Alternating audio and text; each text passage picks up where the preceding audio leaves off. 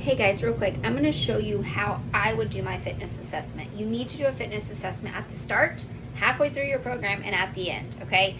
If you're doing a super long program, the one that I'm doing is 10 weeks. If you're doing a super long program, do it every couple weeks just to make sure you're making progress.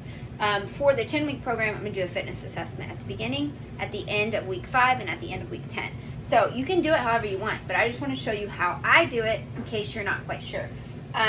On the 10-week program, there's a fitness assessment sheet. You're going to want to get your weight, and my scale does body fat percentage. A lot of the newer ones will do that. So if you have that option, write your body fat percentage. You want to take pictures. This is so important. Pictures are probably the most important part because sometimes, especially the workouts we're going to be doing, we're going to be building strength. So the pictures are going to show you where things start to get defined and change. I always like to do a front view picture, I like to do a side view, and I like to do a back view. And if you're super curious about getting big guns, sometimes you can do this in your picture too to show your muscles. So pictures and then measurements.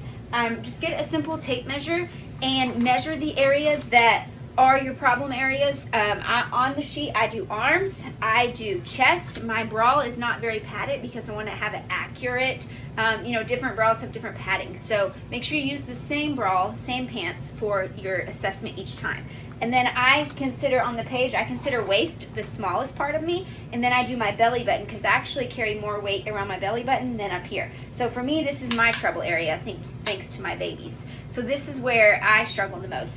So I'm going to get my waist, I'm going to get my waist up here, my chest, my belly button. I'm going to put my feet shoulder width apart, and I'm going to get my hips. So I'm biggest at my belly button, and then I go lower here at my hips. It's a little smaller, and then my booty goes out a little more too. So I'm going to get all three of those because it varies right there.